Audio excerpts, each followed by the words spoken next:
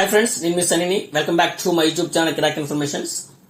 మీకు senior citizen savings scheme account post office లో కానీ బ్యాంకుల్లో కానీ ఉందా? ఉంటే మాత్రం ఈ స్కీమ్ కి సంబంధించి చాలా మార్పు వచ్చాయండి.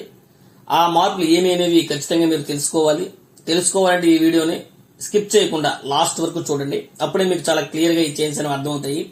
నేను మీకు సింపుల్ గా మీకు అండర్స్టాండ్ అయ్యే విధంగా చెప్తానండి. మెయిన్ గా మనకి ఈ సీనియర్ సిటిజన్ సేవింగ్స్ స్కీమ్ లో 5 చేంజెస్ వచ్చాయండి. అందులో ఫస్ట్ వన్ చూసుకున్నట్టయితే రిటైర్మెంట్ బెనిఫిట్స్ సంబంధించి, అంటే ఎవరి ఏజ్ అయితే 55 సంవత్సరాలు దాటి 60 సంవత్సరాల లోపు రిటైర్ అవుతారో వాళ్ళ యొక్క రిటైర్మెంట్ బెనిఫిట్స్ పొందాక విత్ ఇన్ 1 month లో వాళ్ళు ఈ senior citizen saving scheme account లో పెట్టుబడి పెట్టాలండి.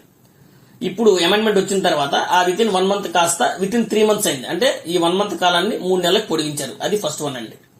అండ్ సెకండ్ వన్ మనం చూసుకున్నట్లయితే spouse of the government employee is allowed to open under this scheme if the government employee has attained the age of 50 years and died in harness. అంటే government employee age 50 years దాటి ఆయన ఉద్యోగులు ఉంటుండగా ఆయన చనిపోతే ఆ యొక్క compassionate amount, death compassionate amount యొక్క బెనిఫిట్స్ తో ఈ స్పౌస్ అనేది ఈ సీనియర్ సిటిజన్ అకౌంట్ స్కీమ్ లో పెట్టుబడి పెట్టొచ్చు.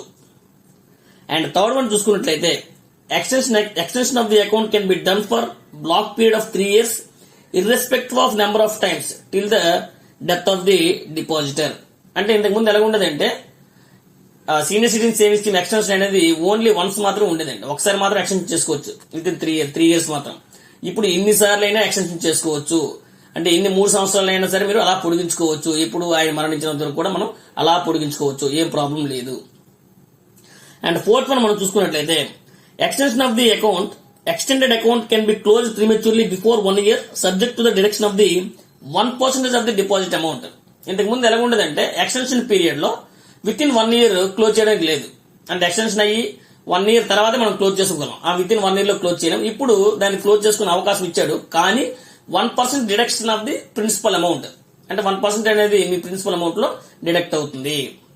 అండ్ నెక్స్ట్ అమెండ్మెంట్ చూసుకున్నట్లయితే ఒకవేళ జాయింట్ అకౌంట్ లో గానీ లేదా మీరే సోల్ గా నామినీ గానీ మీ ఎవరైతే స్పౌస్ అయితే ఉన్నారో వాళ్ళు ఉండి ఒకవేళ అకౌంట్ హోల్డర్ చనిపోతే ఆ యొక్క డేట్ ఆఫ్ డెత్ కి ఆ యొక్క స్పౌస్ యొక్క ఏజ్ 60 years దాటి ఉంటే, అంటే ఆ యొక్క కండిషన్స్, ఎలిజిబిలిటీ కండిషన్స్ ఉంటే ఆ అకౌంట్ ని కంటిన్యూ చేయొచ్చు, సీనియర్ సిటిజన్ అకౌంట్ ని కంటిన్యూ చేయొచ్చు.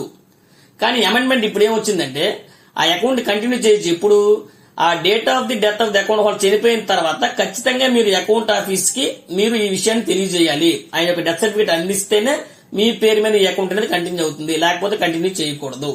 So these are the 5 amendments అండి. సో ఈ అమెండ్మెంట్స్ మీరు తెలుసుకున్నారు కదా.